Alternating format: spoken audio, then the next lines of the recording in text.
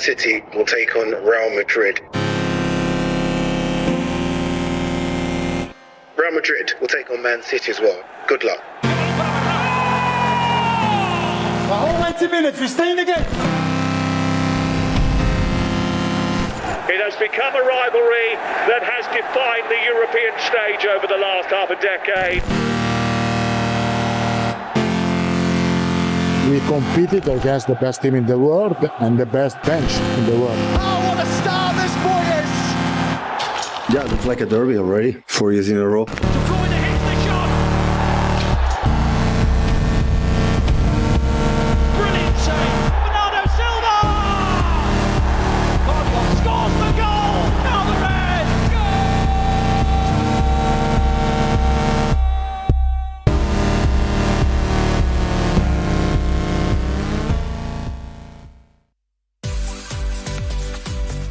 Good evening and welcome along to Matchday Live. My name is Cel Spellman and we are bringing you live pictures from outside the Etihad Stadium as our man in charge, Pep Guardiola, steps off the bus, always the first, and then of course behind him his coaching staff, followed by our boys in blue. They are making their way into the stadium for this tantalising Champions League clash.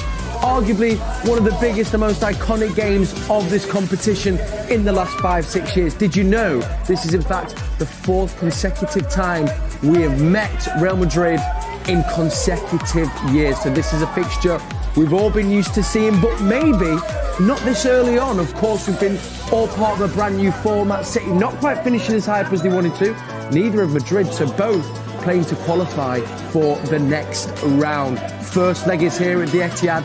Second leg will be, of course, over Madrid at the Bernabeu. Now, some good news maybe for Pep if you saw his pre-match conference. Real Madrid with quite a few defensive injuries and problems at the back. So hopefully that might inspire confidence in our forward line. I can reveal as well that that man there, after not being in the squad at the weekend, Ederson, returns to the fold and is in the starting 11.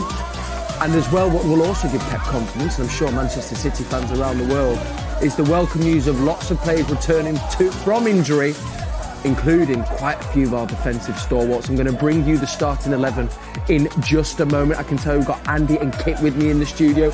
Michael Brown is at the stadium with Alistair Mann. We'll be hearing from him for a little bit.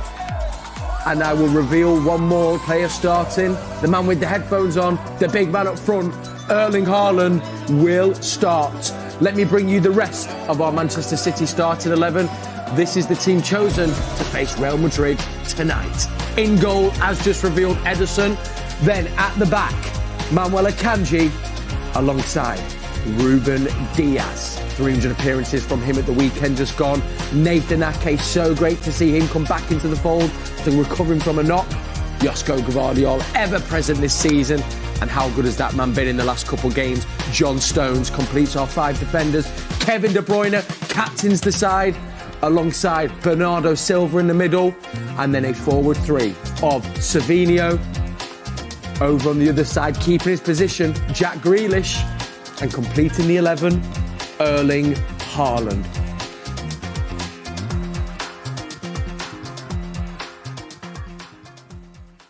Welcome to our Matchday Live studio. Thank you, as always, for joining us. It's so great to be with you as we build up to this fixture against Real Madrid. Andy and Kit in the studio. Good evening, gents. Andy, we know how big this game is. Obviously come a little bit earlier, but how are you feeling with the first leg being at the Etihad Stadium tonight? Well, I'm excited looking at the starting 11 and also the bench. You know, I mean, at last this season, obviously, without Rodri, it's the strongest group that we've had. Yeah.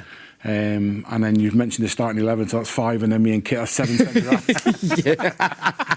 We're in solid safe pair of hands tonight. We're going solid, organised, pragmatic. So yeah, no, really excited. You know, we've been lucky enough to have gone over these games now for the last few seasons, and they're exciting and fantastic nights. But you know, it's leg one. It is indeed leg one. How important of it is, not to point out the obvious, Kit, but to not only start the game well, but make sure you keep yourself in the tie? Because, of course, we know at the end of this game, that's only really half-time when you're playing two legs. Well, it is, and it's always quite cagey, the first leg of it, really. So you would expect that a little bit. And, I mean, driving in, the one score that I wasn't expecting and wouldn't put money on was a 0-0. But suddenly seeing all these centre-backs, you're thinking, OK, maybe it could actually get one tonight. But I still don't think... I think there's going to be goals in it still. I really do this game with the attacking players for both teams. I can't see a 0-0. Like I say, driving in that as the one score I didn't think was going to be possible. Anything else probably is possible tonight, but not a 0-0, surely. No, absolutely. I mean, we would hopefully maybe keep a clean sheet. We're going to kind of work out the team in a second. But is there also maybe a little bit of impotence on City because of their injuries at the back? And then, there's, big names, Rudiger's not in there. That actually... there might be a chance for City to exploit that and maybe, obviously, you're playing Real Madrid, but getting a few goals to give them a bit of a cushion possibly to the Bernabeu. Well, that's what I'm sure would be part of the team talk, be really positive. They have got weaknesses as well. They've got players out, like you say, the main centre-backs are all missing. So I think that will give us confidence. We've got to be confident, and we're having an up and down time. That's goes without saying, but we've still got fantastic attacking players on that pitch and we can cause any team in the world problems. I wanted to ask actually something that Carlo Ancelotti said in his build-up, Andy, is that he actually feels, and this is arguably next to Pep, they're probably two of the best in the game for me, City starting to come back to the City we've been used to seeing in previous seasons. We know we've had struggles this season, but he's pointed out in the last few games that actually started to see City of old. Would you agree with that? And do you think that form we've had in the last few games is important to bring into tonight? I wouldn't be surprised with him saying anything else. He's going to be polite and not want to stoke the fire, but we're still, for me, still slightly off. Yeah. From where we've been and the standards that we've hit over the years. But definitely signs that, just the names that I mentioned there, we talked about that familiarity between players, that know each other. And for me, that's been the problem this season. We're looking at it when I come in, we were talking about it, and there must have been 20, 25 different back fours this season. And it's very, very difficult, to get any continuity when you've got that continual change, and not just like game to game, actually in-game changes, probably more than any other club in world football this year. So to see that familiar pattern and then players who know each other, and you start to build up relationships. I know where he is. I know I can go in there because I know where he is and I know where my fullback is. And you just start to feel that, and it's kind of like built into you and it builds from there. So it's really, really positive. But, we're still slightly away from where we were. We are indeed, but hopefully as well, I think Pep said if we could get a win tonight, it could, be just the confidence booster that we need. Looking at that defence then, Andy and Kit, there's up 5 of our defenders, I think, in each one of them we've ever seen before, but also didn't think we'd probably see this season. So we've got Akanji, Stones, Diaz, Gvardiol and Ake all in there. Are we thinking then he is going for a back 5? I don't think so. I think John Stones will will start as that holding midfield player. Yeah, I would think, but you never know. Like say, second guessing Pep's not an easy thing to do. But that's my feeling looking at that. As well. We can't forget as well in that Champions League final when John has played in there, more than capable to playing. Do you think as well that's the trust that Pep has in someone? Obviously, one of the first signings he made in many years ago. Yeah, and he's obviously been incredible over a period of time, and I think the trust that Pep's got in him, John Stones, is huge. So he'd have no qualms about starting him in there. And when he starts as a centre back, he steps in there a lot. Anyways, is his style of play. So it's nothing particularly alien to him or different the way his game's developed over the time and his time at City. He's more than capable of doing that. Really excited to see John in there. Another player I've been excited to see come back. And Andy, I know you've also sat down with him, and it was a brilliant conversation between the pair of you with Ruben Diaz. Obviously, with Walker going as now vice-captain, coming back from that injury, how key is he to City's defence and also just his impact on the team and on games? Yeah, he's absolutely pivotal because he is where I think Stones, Ake and Akanji have got blinding pace. Yeah. He's slightly off, so you've got to be vociferous. You have to communicate. Yeah. You have to make sure you're you're protecting yourself. You sense it, you know, and he's the one who's always talking, he's pulling, he's always squeezing the line, he's always dropping off, you know, he's communicating all the time, and you know, he's so important to what City do, and obviously John Stones as well. Yes, You know, where Akanji's slightly, you know, I think he's one of the best one-on-ones. I see him on the right tonight, Vinicius Junior, just going up and having to stop him because he's got pace and power. Yes. You know, and he very rarely gets, if he can get his hand near you, you can't get away from him. So I see that pivoting, but him and Ake they're not talkers and communicators, where Stones and Diaz definitely are. And, you know, Gavardio, I'm not sure how it's going to... Yeah, how it's going. We'll probably have to come back at half time when we'll have had an assessment of the first half. But you mentioned there even Vinicius, and there's a lot of talk, and Pep's mentioned that the forward three that we're trying to stop tonight, arguably probably the best forward three in European football. You know, Rodrigo, Vinicius, and Mbappe.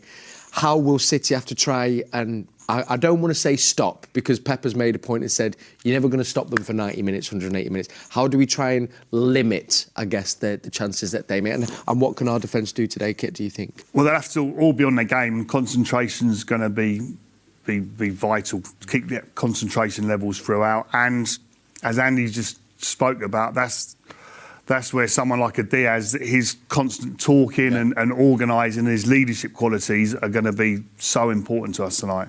Wondered as well, for yourself, Andy, if we've not got that recognised holding midfield, do you think we'll be all right? We think it'll be Bernardo and Kevin De Bruyne are in the middle then as well, with John coming into the middle when we've got the ball, do you think? Well, it'd be interesting how they look. I mean, I watched a couple of games this afternoon, and Bellingham has got better and better and arriving in the box.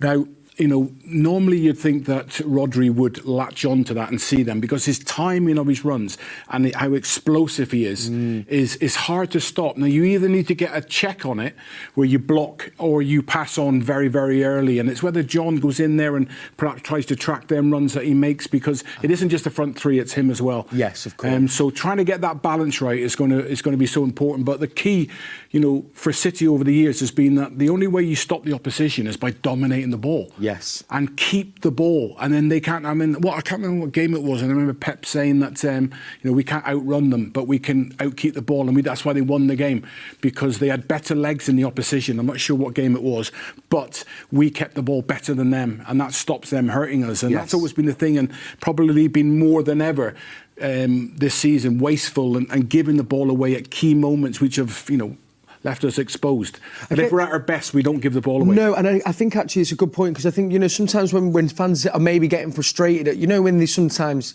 it's amazing because I get made privy to it because I get to watch the games with you, but sometimes that maybe looks to a fan's eye as being like, it's a bit boring, it's a bit kind of passive, but actually, like you're saying, it's killing the game. As long as City have got the ball, it destroys the opposition. And they can't do anything if they've not got it. Going from left to right to right to left up, and they keep moving the ball. Eventually, you're waiting for somebody to switch off, find a pocket of space, and then try and create something. But the key is always keeping it. And you know, it's great watching Pep from behind, because he's always, you know, you get the counter attack, and the City are at their most exposed when they counter attack, because then they get countered, and you can see him shouting at players, "Don't go, come back out." And the amount of times a player, when we're as fans or watching from the side, you're thinking, go, go, go.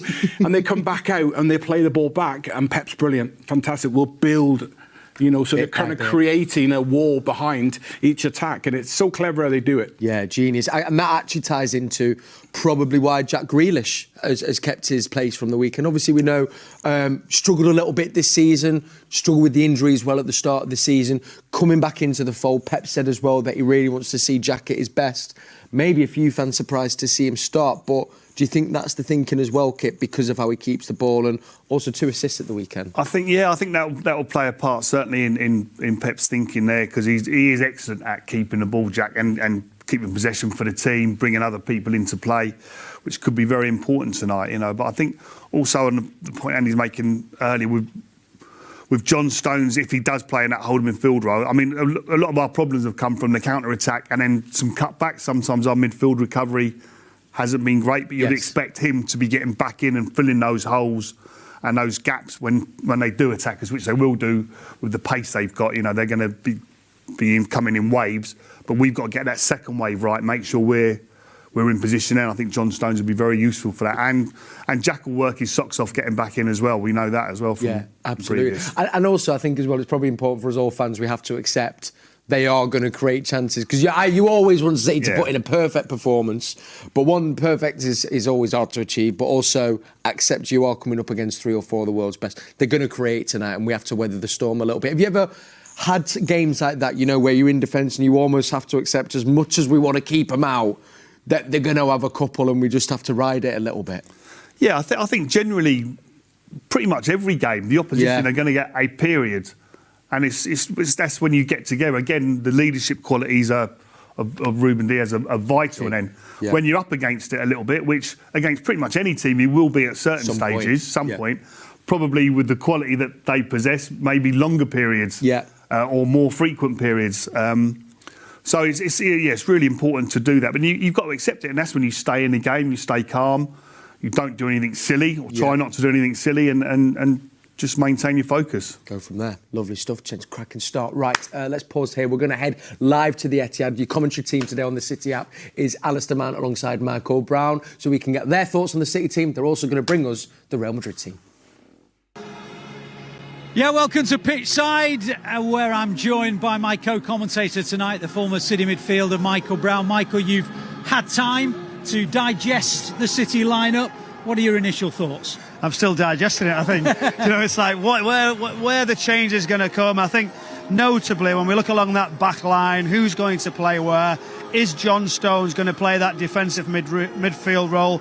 Akanji can step in there as well. 1v1s in wider positions are key, isn't it, against this Real Madrid team?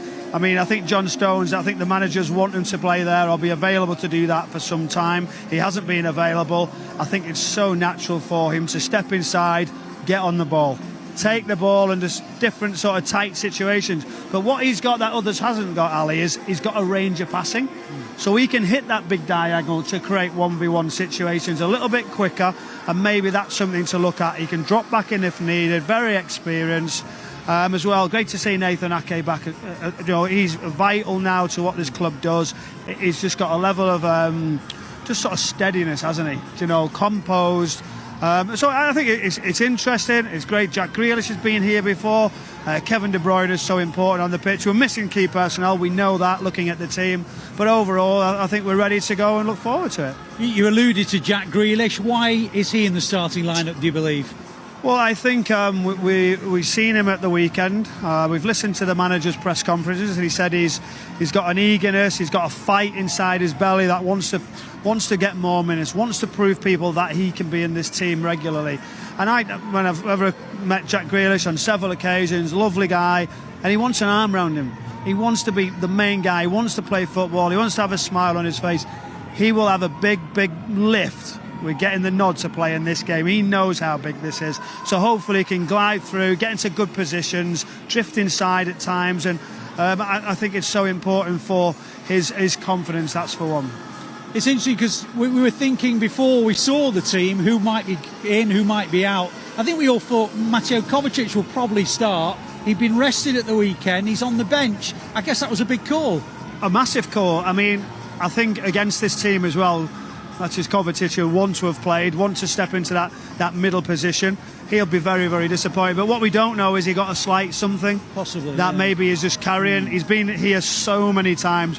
His trophy haul is absolutely sensational. Very level, very composed, a lovely man. And he'll be there to support. He won't be one of those, right, well, I've not been picked. He'll be there going to help John, Kevin, Bernardo, etc. So we're all looking at those occasions. Who could play alongside him? We looked as well, Nico, whether he was going to make it injury-wise, etc. And Foden also. So many choices for the manager. Who would be Pep Guardiola on a night like this with such a big game? Well, I've got the Real Madrid lineup. The funny thing is that Real Madrid announced it about 5:30 this evening. They didn't have to, but that's just the way they roll. And to be honest with you, Michael, I'm going to announce it now. There's nobody that surprises me. We knew about their injury problems. We'd seen their travelling squad. They're lining up with Courtois, then Valverde, who's going to play at right back, Tchouaméni, who's going to be pressed into centre-half duty, Asensio, and they brought Mendy back in at left back, who we believe isn't 100% fit. We'll see how long he lasts. Camavinga in midfield. They've had to bring in Ceballos because Valverde's been sacrificed. And then we've got that incredible front four: Bellingham, Rodrigo, Vinicius and Mbappe. I mean, you say those last four names, they deserve and command respect. See, that team announcement was going so well, going so smooth, and you got so far in. I think you got about 7 names in. Yeah. Then you started to just kick it on another level, didn't you? Yeah. Defensively, they've been frail. I think we can really get at them. But you know what? We're coming here to watch wonderful football, the Champions League, what we've wanted, and we want to see these names. We want to see that front four come here, and let's see how we do. And the players for City, they all want to play against him. I know in that dressing room, we talked about it outside, we did a little interview before, is they will be sat goose pimples. They'll want it. They'll be determined. They'll have the look in their eye around to the teammates. This is big. This is what they strive for. Yes, the Premier League is there week in, week out, but these games don't come along too often, as we know, against the giants of Real Madrid, and we're all looking forward to it. That front four, as we said, Ceballos, Camavinga in the middle of the pitch as well. I'll try and dictate, try and dominate. I think it's got fascinating tactics all over it with two managers who, let's be honest, are the best of the best. Just one final thought before we go back to the studio. With half of their outfield players on yellow cards, do you play differently when you're on a yellow card, or do you just fly in as normal as you would do and just pick off? I think when you're looking at Real Madrid's perspective, and we say quite a few of them are on that yellow card, I think they'll be saying, well, let's play our way in, let's be composed, let's have a little look, start lending the ball, start getting close, trying not to be one of those. But what happens over time is, as it gets a little bit more heated, things start to happen, you get a little reaction, and you know what, when you believe you've almost got there, you can just get one slightly wrong. How then you can focus with it?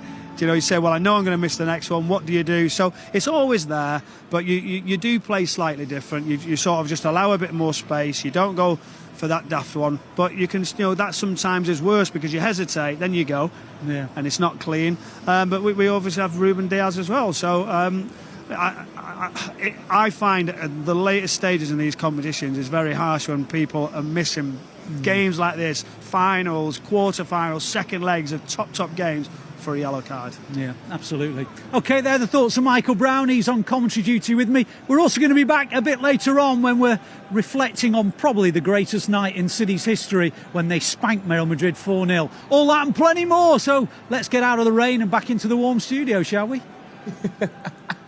Lovely stuff, Ali. Set up that talking point perfectly. We are going to, of course, be reliving that amazing night in 2023, of course, when we welcome Real Madrid here and arguably put in probably one of the best performances any of us have seen in a City shirt.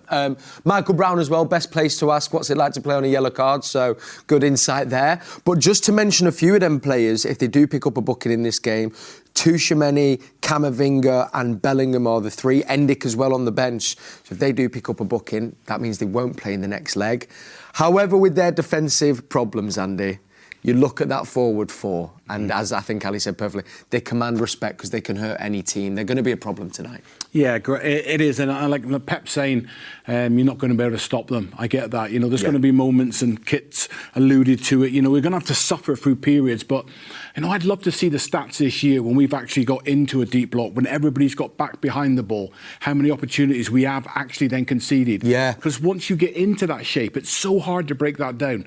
And when I watch the games and you get the turnover possession and you're a little bit worried about it, and then you go, you know what, we're safe now. And I always feel relaxed that when everyone's in their little pockets and the fullback can see the wide man and you can see them in relation to everything else, it's so hard to break that down. City concede goals on the turnover and when they make mistakes like against Arsenal, but when they're solid, they're as good as anyone, and that's what they've got to try and get to that as quick as they can. And is that where actually then one of the biggest things for City is to try and not get caught on the counter, which we know can happen, but actually maybe just sitting that little bit back or having one extra player back might help us a little bit tonight. Yeah, it is, and it's finding out who's that role, because when you think when Rodri played, how we never got exposed. The man's IQ, not just his football ability, but his reading of the game and situations of when to go, when to sit, when to force in a certain direction. If you can force it quickly, then we can get recovery players in.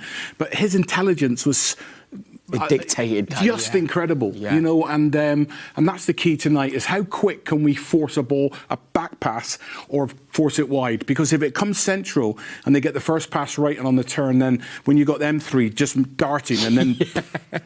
I mean... I won't fancy coming up against them. Just anyway. with Rodri, that's where Rodri is so incredible. Like I say, his intelligence for positioning and the rest defence, when we were attacking, how he would build, and yet he added goals to his games as well. Suddenly, you're like, so he knew when he could go at times. It wasn't that he always just sat. He just knew when he could go and when not to go, and when he was always seemed to make the right decision. His decision making under pressure at key moments was exceptional. Arguably the best. Yeah. Does that add, Kit, and obviously there's been a little bit of noise, has the whole thing around the Ballon d'Or, and I do think one of the Manchester City supporters groups have got an amazing flag they're going to be unveiling before the game, so keep your eye out for that. But has that added a bit of extra spice to the game tonight? I think so, possibly, not that it needed it anyway, but I think that still sort of rankles a little bit with City fans and people in general. They were just bit bad sportsmanship, really, wasn't it? It came across to me. So, that was, of course, this is the year that we did the treble. This is the man that they thought should have won it. But I guess, you know, they'll be expecting then big game from Vinicius tonight, then to show us then maybe why he should have won it, possibly. Yeah, it might give him a little bit more to. I'll show you what, you know.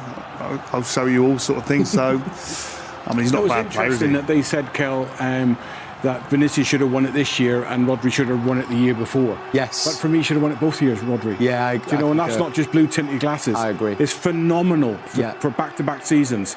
The best player on the planet. Also, I think people forget as well, it was a great goal, but Kyle Walker absolutely pocketed Vinicius for the majority of the 180 minutes as well, so let's not forget that. I wanted to pick up on, I know we've spoke about their attack and also them being frail in defence, but also what's come as a cost is their midfield, which, you know, usually is the likes of, as we said, you know, Valverde, Tchouaméni, Camavinga. They're all in defence. Modric is on the bench. So their central midfield as well could be an area in which we could look to exploit today, Keir. It could be, yeah. That's what we're hoping for, certainly. You know, we want to try and dominate the game if we can and come away with a positive result. That's going to be massive for us tonight. So I mean, they're not in their best form, but they're still such a threat, you know. And even though it's upset maybe the balance in their midfield, it's still got quality in there, you know. The players coming in, it's like City, really, you know. When you make changes, someone comes off the bench, it's a quality change, you know. Still top class international players coming into the fold, so it will upset them slightly for sure. And ideally, they would pick a different lineup there because they've had to move people around to fill in, but they're still not bad by any stretch. So it's they'll still be bringing the A game. We were speaking just off camera, Andy. We remember the season when they kind of managed to get a result, but from doing arguably what goes against Real Madrid's DNA, a low block. Don't think that'll probably be happening again tonight, do you think? How do you think Real Madrid will be approaching the game? I think that, you know, they'd be doing cartwheels if they left 0-0 tonight. I think they'd be delighted with that. Yeah. You know, I can remember, you know, Ancelotti, and such respect for him because he suffered so badly in that 4-0. Looked like a man lost on the touchline. Didn't have the personnel, the legs, or to stop what City were doing. Then to go away and look at it and come back and be humble enough to go, do you know what? I can't go toe-to-toe with these and leave ourselves open. We're going to have to try and stay in this as long as we can. And they got the result, you know, and I can't see him coming into this with what they've got, the amount of injuries, you know, without Rudiger and that one-on-one battle that he had with Haaland, and just going, now we're going to have a go with them. I think that worked last time. Let's do that again, because if we can get out of here without the penalties and obviously the 0-0, then we're bang on favourites. Yeah, they're in a good place for that second leg. One man who's not starting tonight, he is on the bench, but has been coming back into form, is one of our own, Stockport's Iniesta, Phil Foden. And we wanted to speak about this young man because at the weekend, with him coming on against Leyton Orient, he became the 28th person to reach 300 caps for Manchester City. And I mean, even there, Kit, he's the youngest to ever do that. That's quite incredible, 300 caps for a man of his age at a club like Manchester City. Yeah, it is. I mean, I remember once so long ago, people were talking about, does he need to get out on loan? Yeah. He's not going to get enough game time and stuff like that. So, I think he made the right decision in hanging around, and it's been fully justified. Yeah, and I mean, on the back of last season, he was just absolutely incredible, and looks like he's coming back into form just at the right time now as well. Yeah. So hopefully we'll be seeing him tonight at some stage, and he can make a big impact. Yeah, maybe a nice sort of goal with that left foot. But I guess what we can't kind of understate is just obviously the bar that he set for himself is so high. But I think Jolien always was making this point, is going, actually majority of the time he is playing at that level now and has done for the last 4, 5, 6 years since he kind of 18, 19. He's been performing at that level, key to City as well, and through the academy. How good is Phil Foden for you, Andy? Yeah, he's phenomenal, and also, his age where he is now. He could go on to be. Well, I think he'll go on to be the most decorated player in City's history. Joe Corrigan is our most capped player, 538. So he's 238 behind him at the moment. So obviously they will catch that in relation and with honours as well. Yeah, when you look at Ryan Giggs and how many. Better than me, Kit. And how many Premier Leagues, European Cups, FA Cups and all that. But, he's going in the same direction and probably at a higher point now than what Giggs was at the same age. Yeah.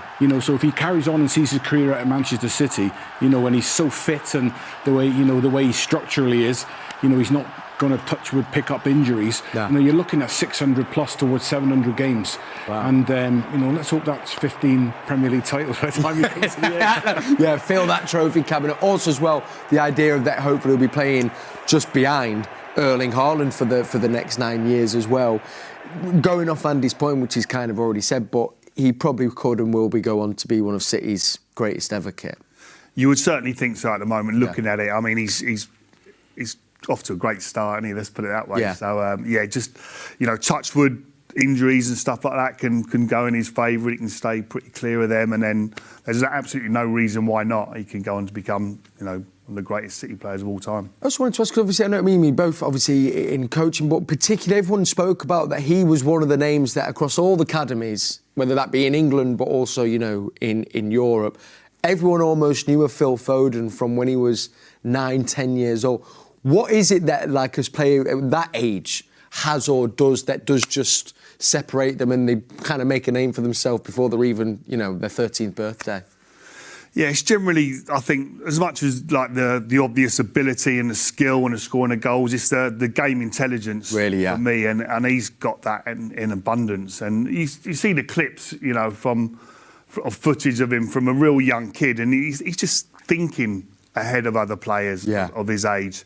And even now, he's you can see his thought process within games, and he's 1-2 steps ahead of what happens next, which all the great players are.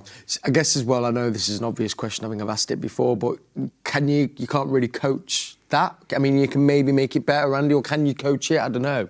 I think when an appetite for the game, a love of the game, a desire to work incredibly hard. We hear all the stories about, the last person on the training pitch, the first person out and having to be dragged off because he's just practice, and going home from training when he was 15, 16, 17 and out in the street, with his mates playing football. So you've got a love for football, you've got an incredible talent, and I got a desire and a vision to be the best. Then you've got a unique person, and he's certainly one of them. And talking about those younger age groups and all that, when you've got the younger player who is not one of the bigger, stronger, faster ones, and they're dominating the game, then you've got somebody special. Because we're 12, 13, 14, you've all got the lad who's slightly bigger and physically stronger, and then they just drift away.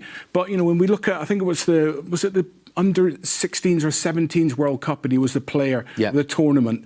And then right through the age groups, he was the star man, and it was all sort of lit up, wasn't it? And the pathway was there for him. But you still then got to go and deliver. Yes, because we've seen so many of them players who don't go on, and he certainly has. And actually as well, and I remember Pep saying this, I think even 2 years ago, and as we know, Pep foresees everything.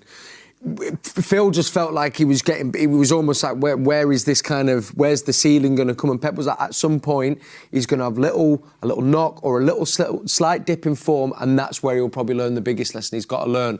And I feel like that's kind of what he's gone through this season a little bit, because he's even said not been at his best at the start of the season, struggled a bit coming out the summer, but it also says a lot now that he's come out the other side. But that's not easy for players, is it? No, it's not. But also, I mean, what you've got to remember is he's had a bit of a dip but a bit of a dip from what was an incredible high. Yes. It was a season of his life and player of the year stuff. So it was a dip from an incredible level. Yeah. You know, it's not like a normal. It's not like he's gone down No, there. exactly. To normal. Well, absolutely. So most people would be delighted with how he's done this season, you know, but for him, at the levels he set himself last season, it was a bit off. But like I say, I think he's realised that himself. He sees it, and he's I'm sure, because of his mentality, his work ethic, he's put everything into getting himself back to the right levels, and it looks like I say, he's getting there now. So just a great time for City. It really is indeed. That is Phil Foden there. Amazing to 300 appearances for him in a Manchester City shirt. And here's to the next 300. Right, let's see what the managers and some of our players made up in the build-up to this game. Obviously, it's become quite the iconic Champions League fixture. So we can now hear from our managers and Ruben Diaz as well. We didn't do enough points in the group stage to not even start in the 8th first, not even close to that position. So that's why when the draw was potential Bayern Munich and Madrid, I thought it's what we deserve. So do it better, and maybe you have maybe another draw. But another draw in the circumstances we have in other team in the 9 to 24 would have been difficult because, of course, what we are. So I know perfectly, but the team have something special, our team, and hopefully tomorrow we can prove it. I'm a firm believer that even on the most difficult scenario, the most difficult beginning, you can still do something and achieve something beautiful in the end. And right now we're still in that position. Obviously we know how difficult our opposition is and how difficult our way will be to get there. But I think it's a question of believing in what we have in the dressing room. I'm surprised. Of course, I'm surprised. They had a period where for them was difficult to move on, to pass through the difficulties, the injuries, and they lost points. But now the team that I saw in the last 2 or 3 games is a good team, really competitive team, as usual. I have a doubt to think that Man City is not so strong. Man City is really strong with fantastic player and, as I said, with a fantastic manager. With the right belief, we are able to do anything. Think about the games that these two teams have played over the last few seasons. It's been remarkable. I think the fact that over the last 3 years, whoever's won this tie has won the trophy. There's been some really memorable nights. You know, I think City fans will obviously remember the 4-0 here sort of 18 months ago or whatever it was now, 20 months ago. Incredible. That's one of the most amazing nights I can remember at the Etihad. In the last 3 years, the ties have been absolutely spectacular. Like the tie, every game, each performance by each team has been brilliant to watch for City fans, for Real fans, for everyone tuning in.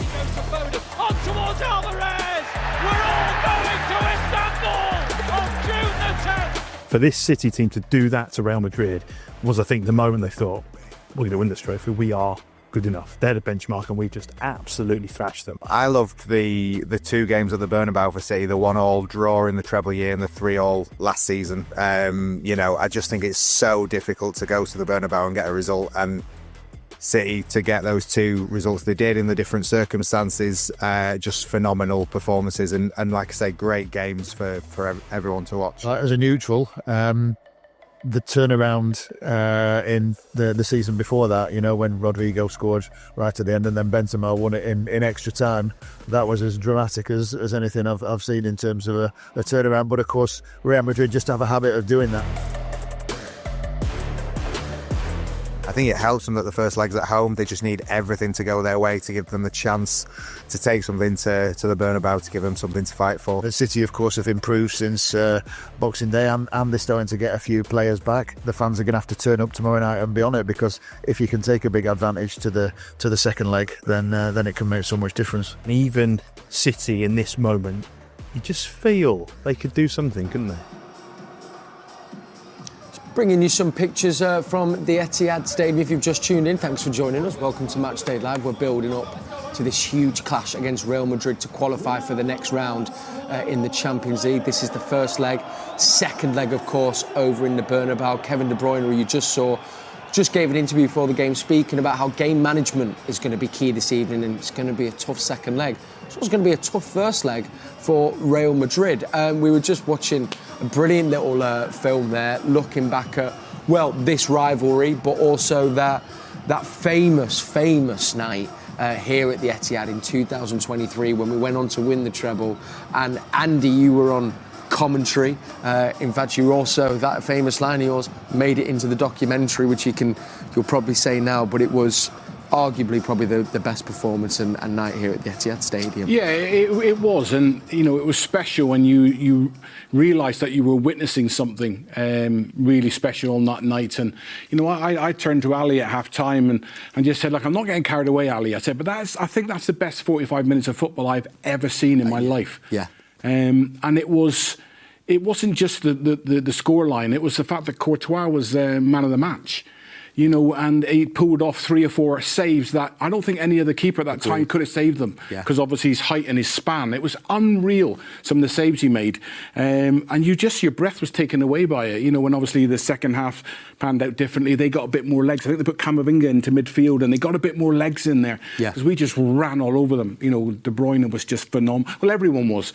But it was a special, special night and, one that I'll always remember. Yeah, and I think that line is so kind of synonymous to that game, because I agree. I don't think I've ever, on any team, I'm even thinking you might have put one of maybe Pep's Barca's team performance, but from what I remember watching, I don't think any team, no one could deal with how good City were. There was something interesting said there as well, though, about almost maybe that shift in mentality. Do you think as well that kind of was also key to that game, not only the performance, but it showed City players and us fans that we've just beat the best and we can maybe finally cross the line that we've been wanting to cross for so long, Kit? I think it was really important, but it wasn't just beating the best, it was hammering the best. It was like it was such a, as Andy said, incredible performance. Yeah.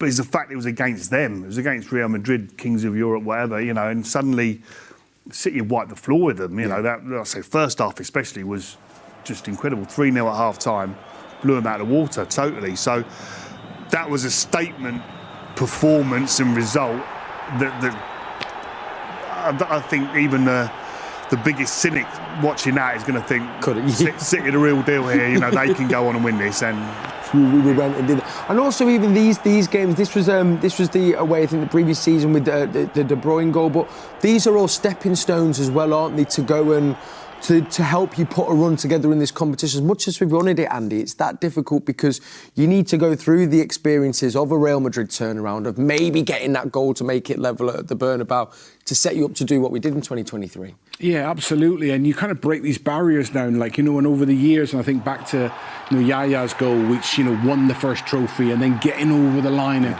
once you've done it, and what my respect for the players in relation to the semi-final, the way that I thought this team are unstoppable, and then you went to the Champions League final and you saw players who had been so phenomenal, so nervous on the night. You needed to get over the line, and when you kind of break that, things change for you mentally.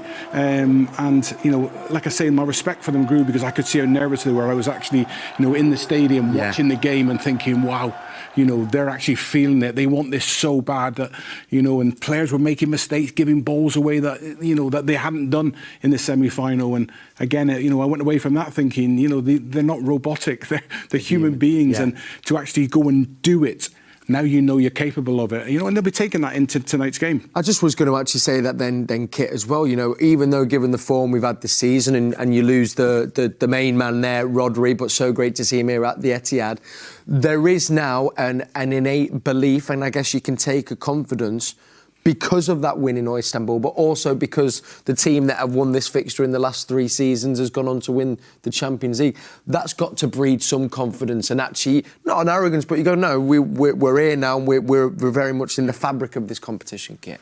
Yeah, absolutely. I mean, you talk about arrogance. I think we need a little bit of that arrogance back. I think that's one of the things that's been knocked a little bit this season, and there was almost an invincibility about City, and especially here at home now, but that's sort of gone a little bit this season. We want to get that back a bit, and I think we can. like I say, it will be a bit of a process. It might take a little bit of time, but I think there's been signs lately, certainly. I mean, the problem we had was I think we were we've been too open, but also the attacking side of it wasn't going well for us. But that definitely has come back and improved dramatically. Yeah. Maybe not quite at the top level yet, but showing signs that we get in there. So at least we're addressing that. Now we do look open in games still, and we always look like conceding. Yeah. Unfortunately, at the moment, that's the fact of it. But listen, if we can score more than the opposition, we're going to win games. Simple as that. So. It becomes irrelevant. And I guess, as we said at the start of the show, Andy, if you've just tuned in, could be a huge confidence booster if you can come away with a good result, manage the game as Kev has said as well. We do know we can also now go to the Bernabeu and get a result, but it's important we manage this game tonight and maybe try and get a couple goal cushion would be nice and dream. I'll take 2 goal lead. No, it's right. And there's when we look at the bench and the pace and power and goals that are on there now, and we can go there and win. 2-3-1, quite comfy, I think. Tonight is so important that you stay in it, and if it's even if it's one goal, I still think there's enough quality there, because it's not the Real Madrid back four of the last few years who were so strong and so powerful. And again, that lack of familiarity between players coming in different. Honestly, I can't emphasise how important that is. Continuity when you look at Saliba and Gabriel and look at Konate and Van Dijk, who have been in all season. And we're 10, 12, 15 changes, and it makes it so difficult. And they're going to have to experience that tonight. So will it come down to a game of finishing? Because they're going to create chances, we're going to create chances. And I think that's whoever is the most clinical tonight. And I don't think it's going to be about back fours. It'll be who takes their chances when they come. Who takes them? Well, one night we did take those chances was the night we've just been raving about. So it feels right that now we should watch the highlights of that, of course, iconic, fantastic night here at the Etihad in 2023. I think all the clubs around the world had the feeling that if you want to win this competition, you have to beat Real Madrid.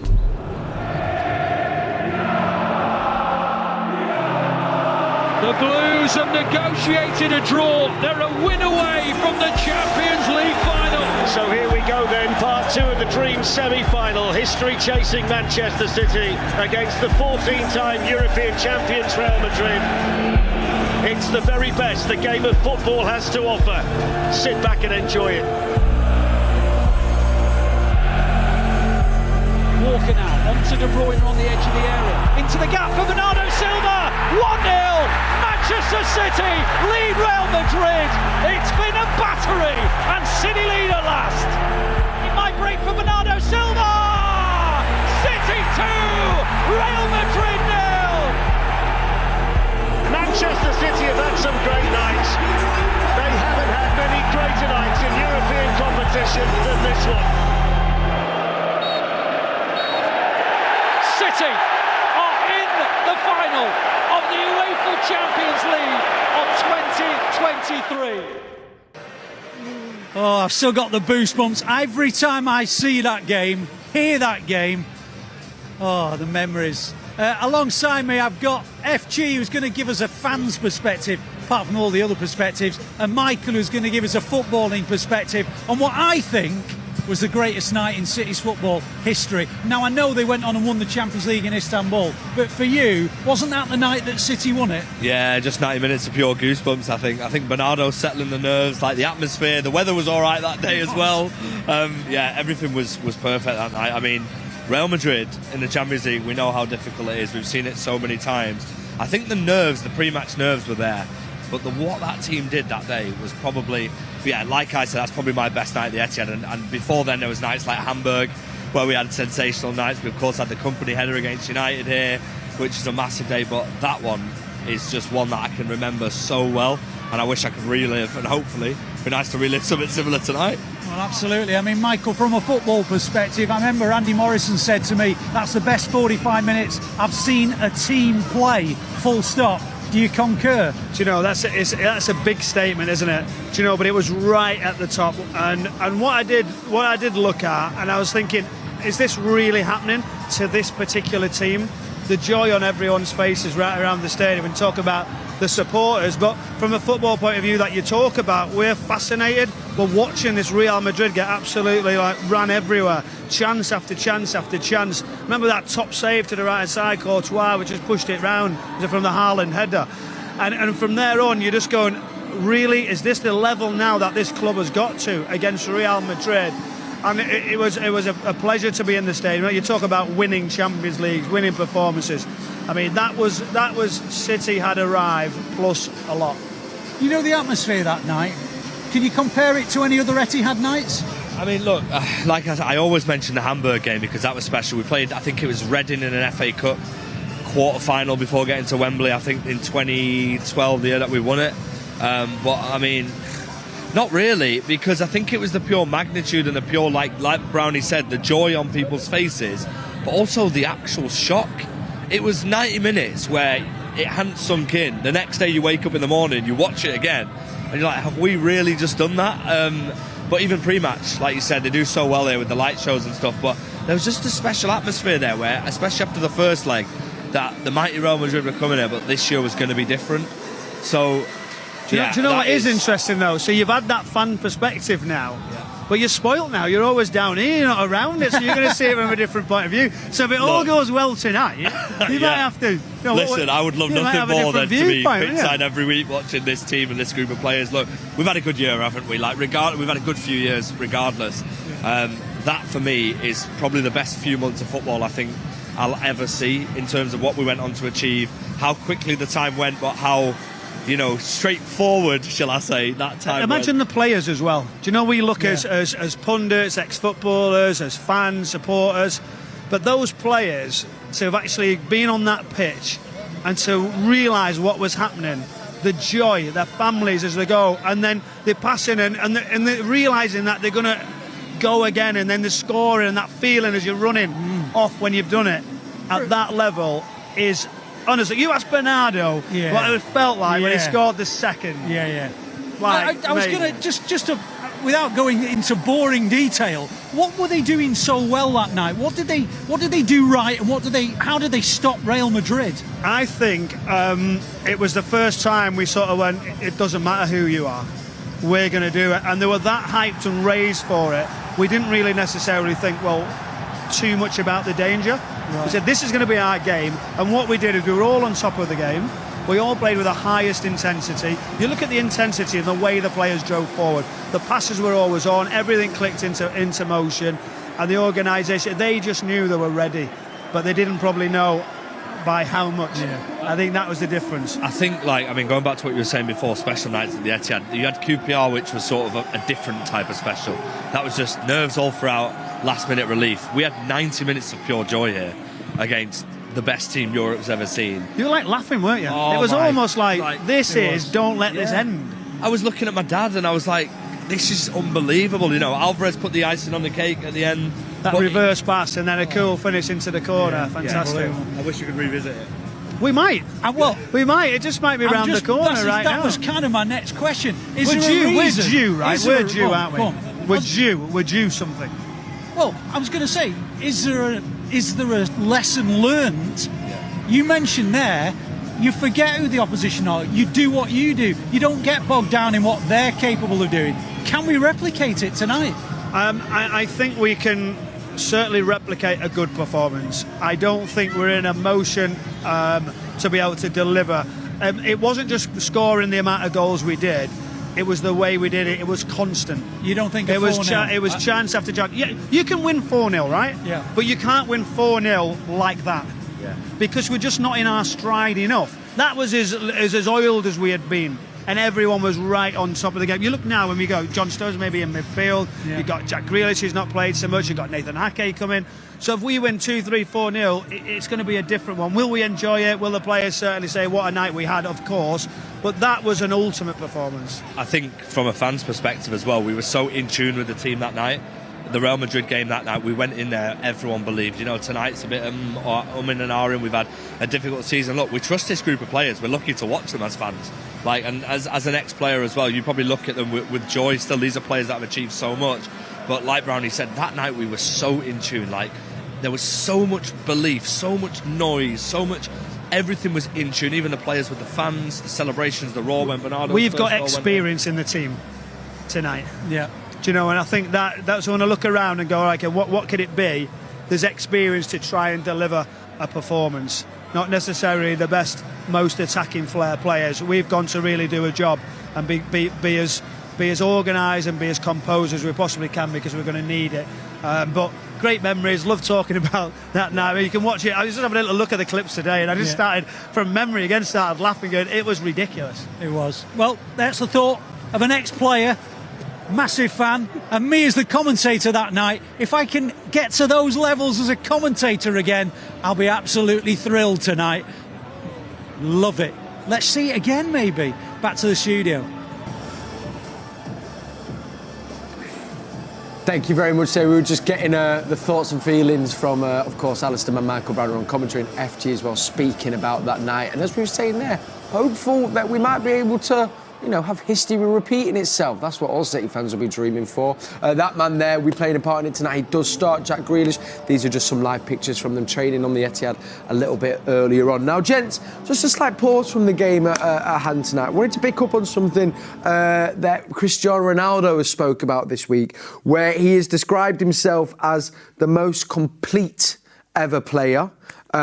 Interesting. I mean, you've also got the likes of even Luka Modric is still there at Real Madrid, who you could say is, I think, definitely in contention. But it did make us go, all right, let's maybe think of some other players. Before we focus on City, are there any players that, when I said most complete there, that spring to mind for you, even just from personally knowing that maybe they had an impact in the team you played in or were around the time when you were playing, but any players that stand out as most complete for you? I'll come to you, Kit, first. See what you For me, playing against my second cap for Wales, we played against Netherlands, and I had to man Marco van Basten. It was my second game for Wales. Good luck. Yeah, it didn't go well. It was needless to say. But as a complete player, he was just phenomenal. I mean, he was like as tall as me, sort of 6'2". He's quicker than me, cleverer than me, good golfer as well, apparently. Good-looking lad as well. I just couldn't get near him. Literally, it was like, I was like just following him around like a puppy dog, and I think about 25 minutes into the game before I got a touch of the ball. Wow. Because his movement was that good. He'd drop his shoulder one way, go the other way, just by himself a couple of yards, and he was at half pace as well. Wow. I was under no illusions. Wow. It was just before the European Championships, and he came off at half time, and I was done. But he was brilliant, absolutely phenomenal. That's a cracking one there. Andy, what about for you? I think Ronaldo's within his rights to make that statement. When you talk about physicality and pace, finishing, left foot, right foot, aerial ability, which is right up there with the very best headers of a ball. Yeah. Then I can't really argue with that. Who came to mind for me was Steven Gerrard. And I can remember Dalglish speaking about him when I went to a dinner and was saying that it didn't matter where you played him, he would be the best player on the pitch. Yeah. I could put him the full-back or put him left wing, and he said he would influence the game. And obviously an athlete, and scored phenomenal goals, got around the pitch, a leader, could tackle, could create. So every single quality that's needed, without scanning my brain and going into sort of world football. Yeah. He is the one that stands out for me. Then bringing it to City players, and there's a couple I've got down here. The one that came to my mind straight away, and I think a few of our team as well who work behind the scenes, Yaya Toure, I think as well, when you think about his physicality, but his goal scoring, defensive, his dribbling as well, mentality. Yeah. I know Jolien always spoke about as well that if out of all the players though, when Yaya turned up and when he wanted to, if Yaya wanted to win a game, he'd go and win you the game, and he could more or less do it single-handedly. He was a phenomenal player, wasn't he? When we were talking earlier on, what I always think about Yaya, when you got the sort of 13, 14-year-olds, you got a lad who's built like 16, 17. He's just pulling everybody out of the way. But Yaya was doing it in the Premier League. He would just run away from people. He would bully people out of the way. He would, he could do everything. It was phenomenal talent. Yeah. And when he was on as well, he was literally unplayable. And a great skill set to go with that as well, with that physicality. That was the. I mean, sometimes technically his feet was just so beautiful. Do you know? See that run there, that dribble there, brilliant, phenomenal. The other one, which I think a bit slightly different, but I did love watching him, and actually as an all-rounder, still playing now as well at the age of 39. But James Milner, I think, is a complete footballer. I know a little bit kind of, maybe not the fancy side of the games, but when you actually think of someone who can play in any position, I feel like, consummate professional, his all-round game great. I do think he, could be another one up there, Kit, James Milner. Yeah, absolutely. And like you say, exactly that. He could play anywhere on the pitch. And he probably did in his time at City. He played all over, every position possible, I think, pretty much. And he'd do a job for you, and you could just rely on him and trust him. And he's a great player for any manager to have at his disposal, because he's just never going to let you down. Yeah, and it's important, that, isn't it? The players of that ilk, that calibre of a Milner, are massive for a squad, for a manager, but for the team itself as well, aren't they, Andy? Yeah, and I think it's not just his football ability. Whenever anybody who's played with Milner talk about him, the professionalism, to the longevity of his career, and to be playing at such a young age and being, a mainstay of a team, and then still, in your 36, 37, 38, and still the manager knows he can rely and put you in, and you can still hit the numbers that are needed as an athlete, to get 12, 13k in a game. It's phenomenal, and what a great servant he was for City. Great servant for City. And also, just a quick note on that, you probably can't understate enough as well. Still be playing in the Premier League at 39 is quite phenomenal, really, isn't it? It's frightening. Well, there's not many can say that, Certainly he's one of an elite few there. Yeah. For sure. So, he's absolutely incredible player. And yeah, testament to him indeed. Another one in there as well. I always loved Gareth Barry as well. I felt he was another one of those players. He's one that was always in when you ask players, to name your best 11. Gareth Barry was always in there with the ex-professionals. Right, let me just quickly recap the starting team if you've just tuned in. Ederson in goal, we've just brought it up on the bottom of your screen here. Akanji, Ruben Diaz, fresh off making 200 appearances for City at the weekend. Nathan Ake and Gvardiol, John Stones there as well, so you have clocked 5 defenders. Kevin De Bruyne, Bernardo Silva, Savinho, Jack Grealish and Erling Haaland. Just a quick note, actually, before we're going to bring you a brilliant interview in just a second. We were just talking off camera, Andy. Nathan Ake, another massive... I think he's also become a bit of a cult hero for City fans, but could be key tonight as well in maybe stemming the flow on Rodrigo on the other side of the pitch tonight. Yeah, I think, listen, when he's fit...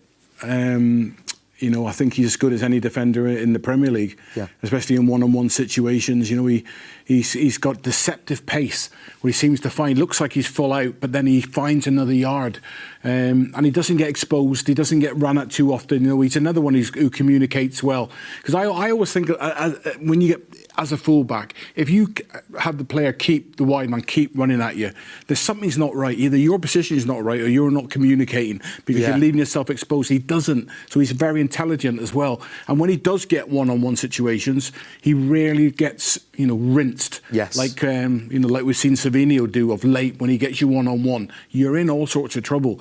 Against Ake, I'm normally quite comfy that he's going to deal with that. Especially that fast counter-attack when we get exposed and there you are, bang, one-on-one. There's no cover. You can go inside or outside. I think Ake's one of the best. Yeah, and we were saying at the start of the show as well, actually, and on the other side, Akanji as well. He's going to have his hands full, but also one-on-one, very strong, and you'd be saying, can you try and, limit what he does tonight? Yeah, absolutely. Well, I mean, the threat that they've got, the front three... Yep. The one-on-one ability they've got, you need good 1v1 defenders up against them. Now, luckily, looking at the lineup we're putting out, we've got that. Yes. So they've still got to do their jobs, and it's going to be very, very tough because they're up against some of the best players in the world at dribbling one-on-one situations. So we're going to have to be focused, we're going to have to be at it, but looking at what we've got, it gives you confidence for sure. These boys we've got defensively can deal with this. They've got to go and do it on the night, right? Not an easy task, but we know they've got the ability to do it. Yeah, it's in the locker. Yeah. See, and this is the other thing you get on this show. Fills you with a bit of confidence as well going into the game, because I've been nervous all week so far. Right, there is a big fight happening this weekend at the Co-op Arena. So if you've been lucky enough to come to the Etihad, the Co-op Arena, which is a new music venue, also a sporting venue indoors, is just across the bridge here around the Etihad campus. Big fight as well between Catterall and Barbosa Jr. And actually, we can get their thoughts now of tonight's game and also the fight that's happening this weekend. Yeah, thanks, Kel. Delighted to be joined by Arnold Barbosa Jr. and Jack Catterall to my left. Guys, obviously we're going to talk about the fight, but we're at an iconic soccer stadium. I call it soccer for your benefit. Football fan, like the sport? Well, I don't have a team in particular. I support Chorley Magpies, where I'm from, but it's nice to get to the big games, and certainly a big game tonight. Are you a soccer fan? Do you watch it in the States? I watch it here and there. I go to LAFC games. I'm a fan. I'm just a general overall fan. My father played it for his whole life, so I've been around it. I imagine with your heritage that soccer must play a big part, doesn't it? Yeah. Like I said, my father he played soccer his whole life. So I've been around it. But like Jack said, I support a lot. I have favorite players that I like. You know what I'm saying?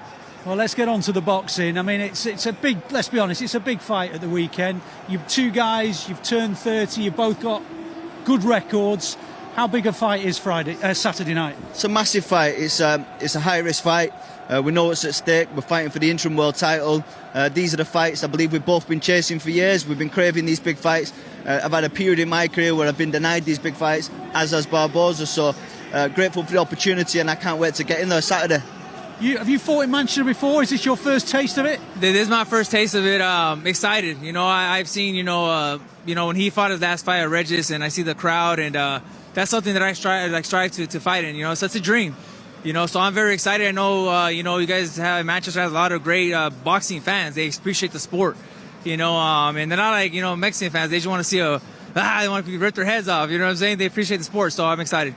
I mean, in soccer we talk about home advantage. Is it home advantage? Are you coming into the lion's pit, so to speak? Of course. But look, at the end of the day, it's a ring, right? We're in a ring. It's just me and him.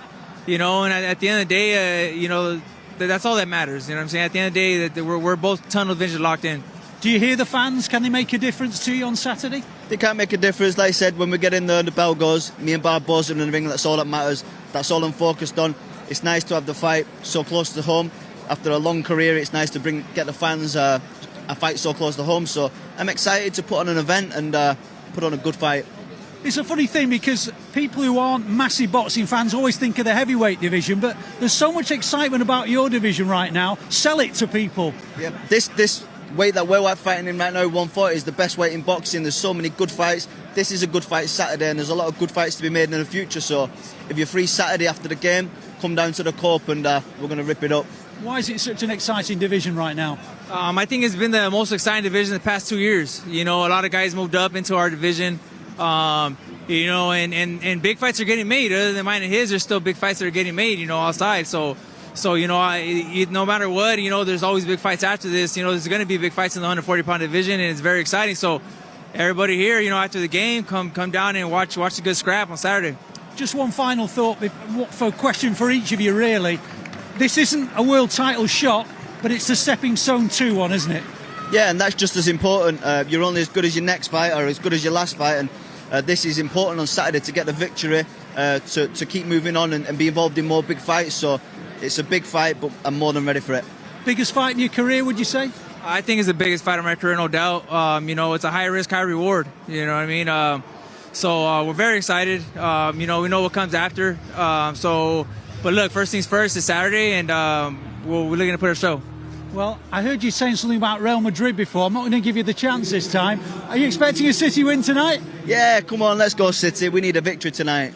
That's the boy. Jack, Arnold, thank you for your time. Thank you. Lovely stuff there. So they're fighting at the Co-op Arena this weekend. Right, we are building up, of course, not long to go now, till we're actually going to be hearing from Joe Hart in just a second. But De Bruyne speaking earlier, Kit, mentioned about how difficult the second leg is going to be. So what would a good result and a good position look like, do you think, to look like tonight for Manchester City? We're just talking, Andy and myself there. I wouldn't be think we're out of it by any stretch if we got a draw tonight. Yeah. If it was level peggings going into the second leg, I wouldn't be thinking we're out of it by any stretch. I'd go into it with confidence and fancy us. So even if it was to be, now we want to take, don't get me wrong, of course we want to take a lead. Yeah. If you can, a 1-0, 2-0 lead would be fantastic, brilliant. Or even better, replicate from 2023, 4-0 win, brilliant. We'd all take that all day long. But I wouldn't be overly disappointed if it ended up even evens tonight. I mean, that's as long as we're still in the tie, which is stay in the always game. That's the most important thing. Well, let's see what Joe Hart is making of tonight's game. He is now pitch side, and here he is. We can bring you now live on Matchday Live. Welcome to pitchside. Now, does this guy really need any kind of introduction? He is City goalkeeping legend Joe Hart. Joe, I have to say, by the way, that whenever I think of Champions League nights, I think of you against Barcelona. Is that one of your greatest nights as a player? Oh, do you know, it was a good night, but we didn't win. And we got used to it here. You know, we started to win in these sorts of big games. So I loved it, and it's a great one to look back on in terms of performance. But this place is about winning now, so no, it doesn't stick out. It was a special night, though. It was a night when I think everyone said, can they stop an inspired Barcelona team? And to a degree, we did. Yeah, we did. It was a tough ask. We were new to the competition at the time. We were finding our feet. I think it was one of our first times in the knockout phase. It's tough competition, and these guys are unbelievable to be in the position they are. So, yeah, it's going to... And moving on to tonight, what a special night.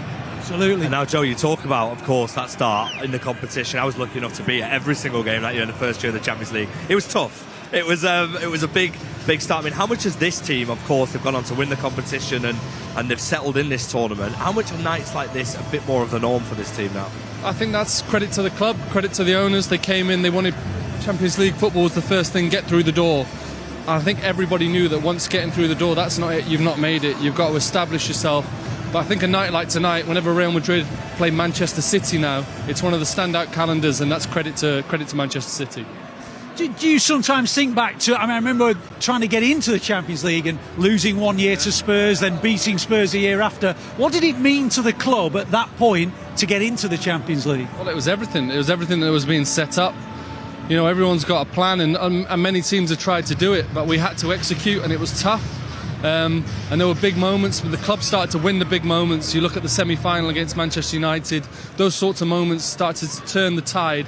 And now, like you say, you think Champions League, you think Manchester City, that's how far they've come. As an observer, did you think that the performance against Real Madrid in 2023, when City won 4-0, was that as near to perfection as football can be from this City team? That was wild. That was a proper performance. That was... I think that's the kind of thing in a whole stadium when they clap you off. The team was absolutely purring, and why they reached the levels. And I think it's credit to them, that level that they've reached, that they look so far off it at the moment. They're not that far off it. They're still playing well, but they're still trying to just rediscover that form. There's been a lot of injuries in defence this season as well. I mean, one thing that you had, especially in the year that we won the league, was an incredible defence that pretty much stayed the same every week. How difficult is it for a goalkeeper when everything's changing in front of you? Well, I think it was, and it would have been a lot more then. I think modern day football, Pep's kind of philosophy and how he rotates football has spread.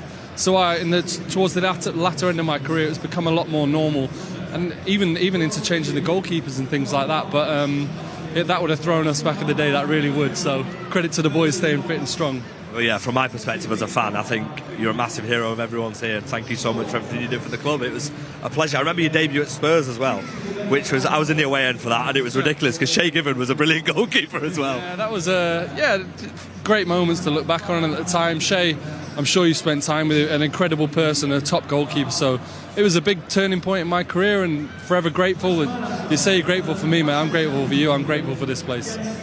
Joe, very, very briefly, can City beat Real Madrid over two legs? Can Celtic beat Bayern Munich, another of your clubs, over two legs? I'll always back City. It's always my instinct, and I've never had to force it, especially in recent years. I back them. They can, they might not, which they've proven this year. Very, very human. Real Madrid are the same, so it's just one of those where it's absolute superstars on show, but we're not quite sure what we've got. And the other side of that coin that you talked about, that's a really big ask for Celtic, but I tell you what, that game tomorrow night's going to be special, whatever happens. Joe, absolute pleasure to see you. Thanks for your time as always. Let's go back to the studio. Joe Hart, everybody. Fantastic there. Brilliant to see that club legend there on the show. Joe Hart giving us thoughts with Alistair Mann, who you'll be able to listen to in just a second on the Manchester City app. He's got your commentary. Players are in the tunnel, so here we are. Another tantalising, iconic Champions League night here at the Etihad Stadium as we welcome Real Madrid for this first leg. Come join us at half-time, then at full-time. Before I hand over to our commentary team, I just need predictions from, I guess, Kit and Andy. Kit, I'm coming to you first. I'm going 2-1. 2-1 City. Lovely stuff. 2-1 from Kate. Andy? 1-1. 1-1. And we're still in the fixture. I love that. OK, right. There we have it. We will be back at half-time. We've had our predictions. Get yourself a brew. Get yourself sat down and ready to enjoy this first half of what is sure to be a brilliant game of football. Thank you for watching. I'll see you at half-time. Come on, City.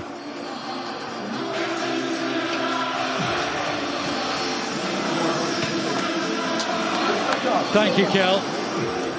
Well, I'm not sure nights get much bigger than this, and yet this is only a stepping stone into the last 16 of this season's UEFA Champions League. I wonder how many people out there, hand on heart, thought that this would be, in effect, a relegation decider. One of these two amazing teams are going out before we even reach the last 16 stage. Will it be City? Will it be Real Madrid? History tells us that the winner of this tie will probably go on and win the entire competition. Yes, that is how much is at stake.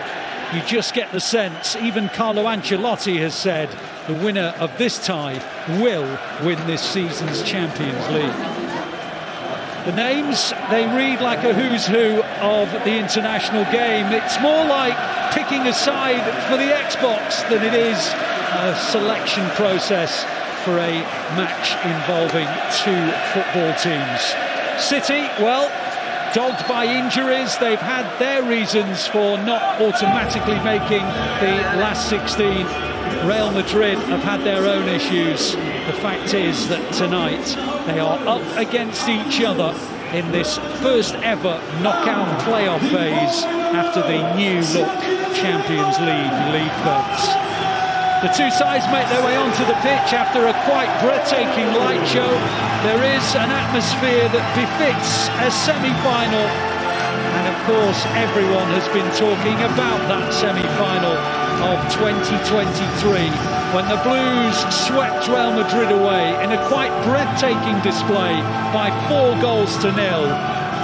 Yes, they still had to beat Inter Milan in Istanbul, but I think everyone felt that was the night that City won the UEFA Champions League.